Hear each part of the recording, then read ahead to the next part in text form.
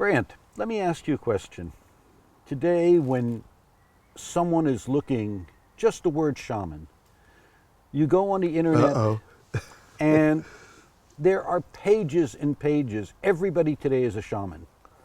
It seems like today I could become a shaman the same way I can order a mail order degree from a university and call myself a doctor. What has happened with the entire aspect of shamans and shamanism? Well, when I first started teaching shamanism, no one knew even the word. They would call up and say, what is shamanism? Or what is a shaman? You know, unless you were in the university or you were studying anthropology, really no one knew anything about it. Whereas now, as you say, the word has been appropriated. And so there are shamans on every street corner almost. But I guess what happened was a lot of people, they would go to maybe a weekend course and then they were automatically proclaimed to be a shaman. And we teach very differently in our groups. We give an experience of shamanism, but we don't profess to make anybody a shaman.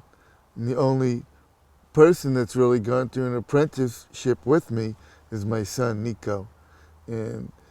But it's like you say, you look on the internet, which I'm glad I don't use the internet, luckily, myself personally.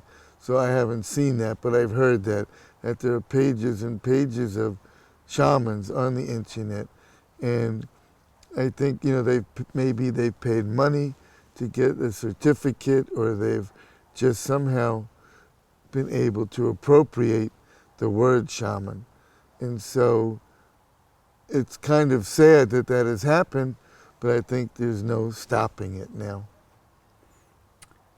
Because my take on it is that it basically reduces the entire significance of what a shaman was, what a shaman still is today in many communities, in the Huichol tribes. But with everyone just being able to become a shaman, Yeah.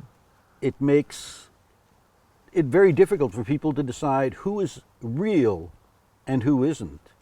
And my Yeah. guess would be that one of the ways to define the difference is that if somebody's willing to sell you a shaman title by attending a seminar, then that isn't real. You basically, from what I've read of Dance of the Deer, that is not what you do at all. You basically teach ways of life. Right. And I joke around with people, I say, why did I do a 12-year apprenticeship? I wasted 12 years. I could have just gone to a weekend course and had my certificate. And, you know, of course I'm joking, because it wasn't a waste of time. It was precious time for me to spend with my grandfather, Don Jose. But I think that that's true, though, what you say, that I think that people, what we try to do with people is to give them an experience of shamanism, to have them learn shamanism as a way of life, living in harmony with your environment, connecting with the spiritual world of nature, connecting with your own heart, connecting with your family, and in that way you are practicing shamanism. And Don Jose used to always say, first develop the spiritual power of love, then worry about a vision. And you saw that with Don Jose too. When you would go to his village, he wasn't running around the village shaking a rattle, and you know, he was just very humbly sitting in the dirt, playing with his grandchildren or his great-grandchildren, just being there for his community and for his family. And he was a very normal person. He would always pride himself on saying, I'm a farmer, you know, and he was very proud to be a farmer, but he was one of the most powerful shamans, if not the most powerful shaman that I've ever met. He led many ceremonies, he was a great healer, and people loved and revered him from all over the Huichol Sierra for this. They knew what he did. You know, he did a 15-day vision quest where he went without food and water for 15 days, which is a pretty amazing feat. And so people know that. People knew that from their community, from his family, from the village. And so he was respected for that reason, not because he went to a weekend workshop and got a certificate, as you say.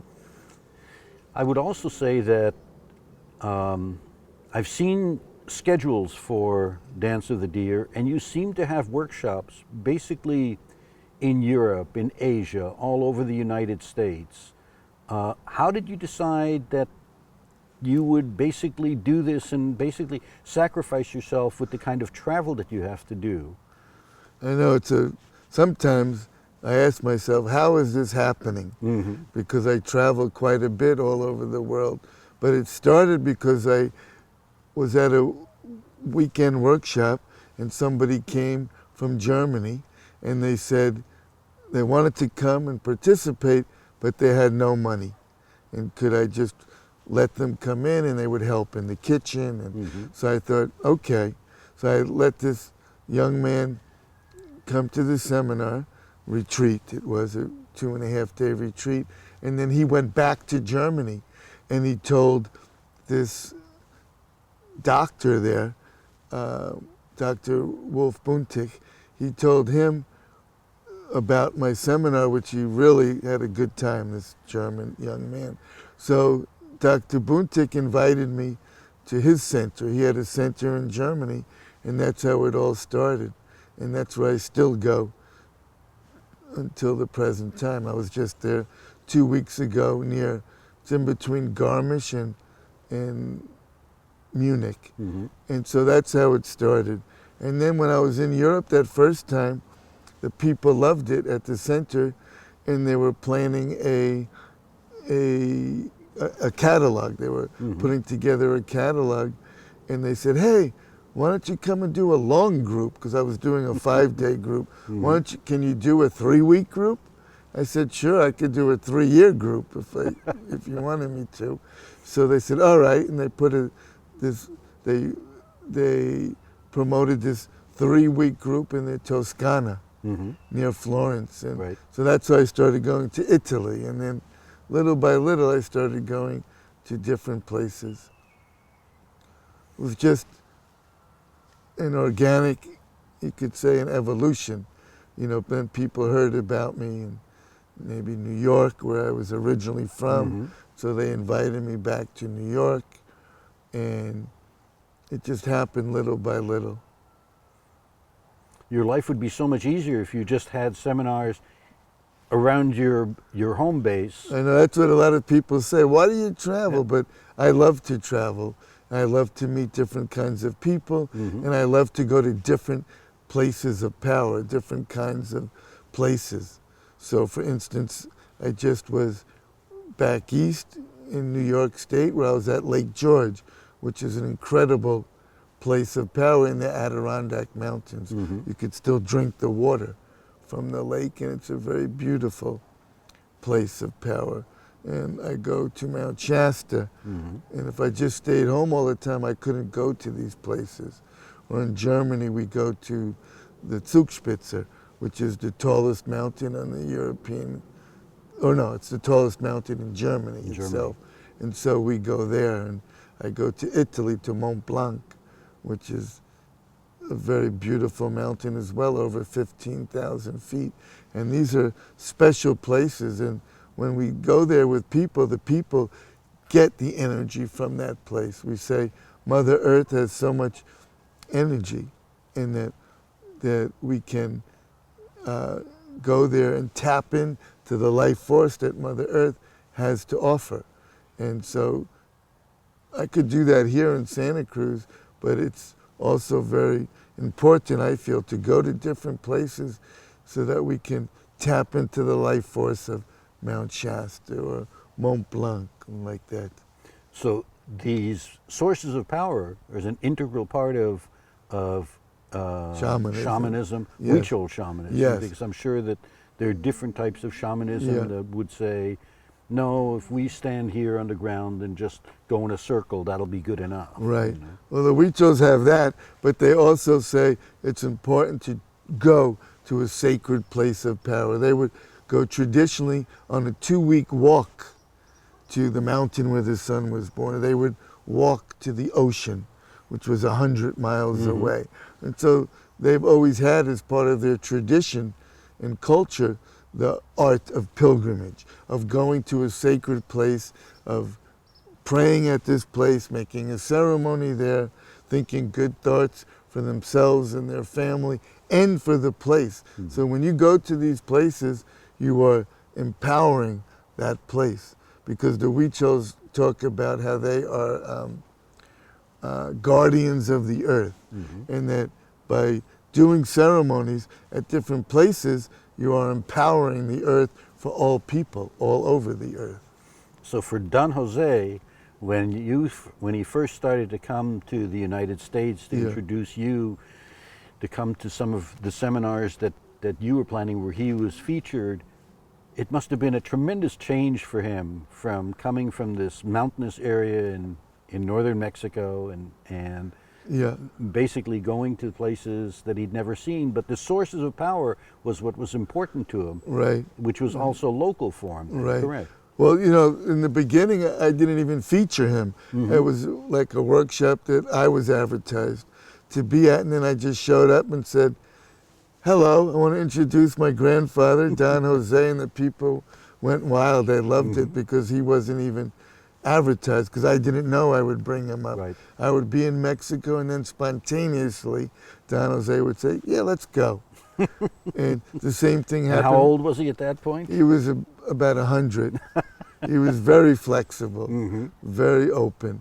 And then the first time I personally taught a workshop out of state was in Oregon, near Portland, Oregon. And it was in a beautiful town. The town was actually called Manning.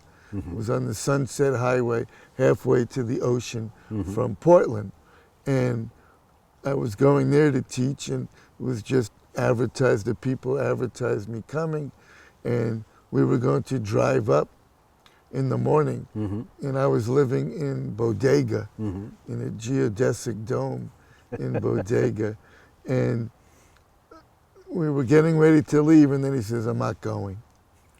I said, grandfather, what do you mean you're not going? You know, the people are waiting, and it's all set up. He goes, no, go ahead by yourself. I go, well, what are you going to do? He said, what do you think, I'm an idiot? He says, I know how to get home. I walk along the ocean till I get to San Blas in Mexico and turn left. Then I know my way home. Might take me a month or so to get home. So of course I couldn't leave him. And then after about 6 hours, and I called the people, I told them we're probably not coming. You'll have to cancel the workshop. And I was nervous. I thought, my first workshop out of state, and this is what's happening. And then after about 6 hours, he says, okay, let's go. So I didn't question anything because I had the car all packed from the night before. We jumped in the car and we started to drive. And after a few hours of silence, I said, grandfather, what was that all about?